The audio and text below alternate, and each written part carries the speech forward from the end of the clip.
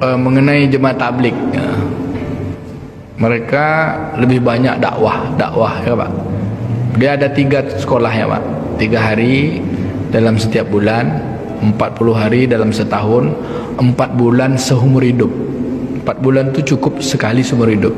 Kalau dia ulama, mesti dia pernah khurut setahun untuk menundukkan kesombongannya.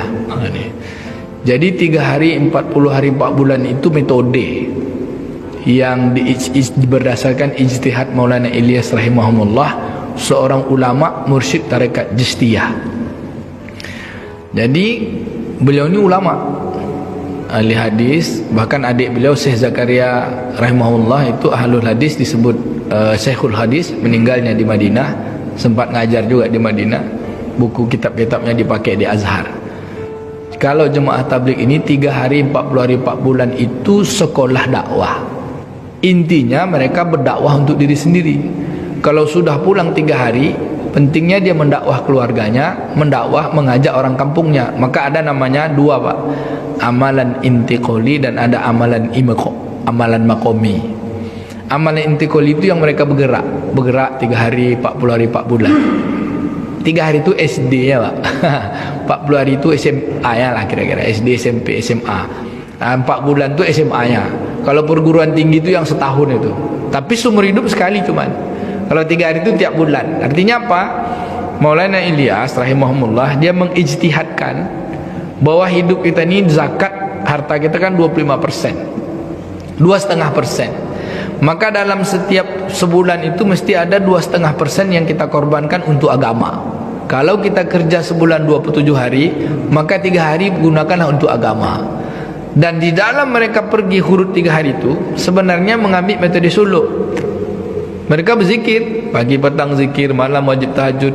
Yang saya pernah lihat itu zikir mereka kalau pagi petang minimal tahlil 100, selawat 100, kemudian istighfar 100. Itu sekurang-kurangnya. Kemudian mereka nanti jam 9, jam 10 ada alaqah Quran, membaca Quran sama-sama, memperbaiki tahsin. Kemudian baca kitab pada Ilul Amal, ada muntakhab hadis. Kemudian zuhur nanti mereka baca lagi sama-sama untuk mengingatkan diri pada Allah. Itu kan majelis zikir. Nanti baru sore disebut mereka jauhlah, mengunjungi orang-orang. Ini yang betul dakwah tu Pak. Kalau yang gini kita sekolah nih Pak. Kalau ini ta'lim. Kalau dakwah tu mana? Jemput orang tarik, jemput orang tarik.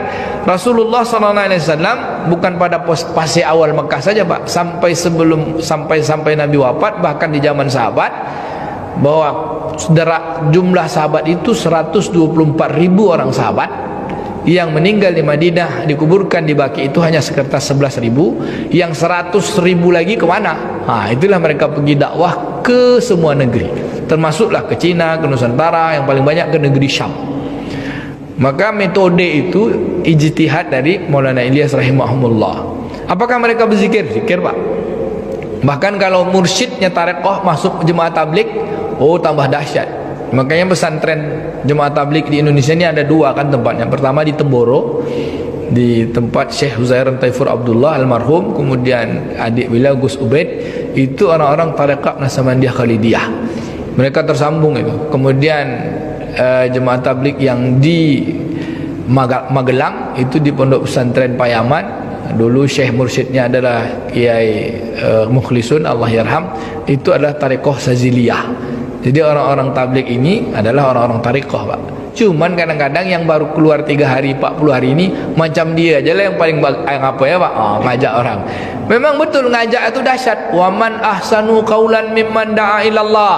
Siapakah orang yang paling baik perkataannya kecuali orang yang mengajak kepada Allah. Dan ada penjelasan, kalau kita mengajak dengan harta sendiri, kita mengorbankan uang sendiri, meninggalkan keluarga, ngajak orang taat kepada Allah, lalu ketika diajak tuh orang marah sama kita, orang benci sama kita, orang tak suka dengan kita, di saat itu apa yang terjadi Pak? Antara kita sama Allah itu kan, kita kan bukan punya harapan ingin dihargai kan Pak? Apa yang terjadi? Di saat itu, ya Allah, saya tengoklah ada beberapa bupati, ada pegawai-pegawai yang Pak Wali Kota Dumai misalnya, dibawanya kepala-kepala dinas pergi ke Rupat, tapi tidak mabit itikaf, tak di masjid, kena kepala dinas tidurnya di hotel. Terus sholat subuh, habis sholat subuh nanti kepala dinas suruh ngajak orang, Apa dia bilang? Buat kepala ini ngajak taat kepada Allah payah tapi kalau ngajak-ngajak untuk minum kopi bisa. Nangislah kepala dinas tu. Ya Allah, berat betul ngajak orang. Apa yang terjadi Pak dalam kita mengajak Allah kepada Allah Taala lalu orang menolak? Di situ kekuatan dekat kita kepada Allah lagi. Itulah dia yang kata Nabi kan, yang kata Allah Taala, ya ayyuhal muzammil, ya ayyuhal mudassir kum fa'anzir. Kan 2 bulan atau 2 tahun Rasulullah SAW dalam riwayat berzikir. Kemudian Nabi SAW, wa rabbaka fakabbir, yang berselimut sekarang besarkan Tuhanmu. Apa tu? Suruh dakwah ke rumah-rumah.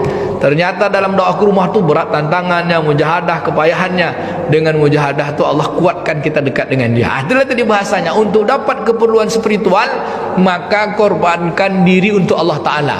Dihinakan diri kita, disusahkan diri kita. Kerana perjalanan suruh nabi-nabi itu susah. Untuk apa? Untuk dapatkan nikmatnya bersama Allah.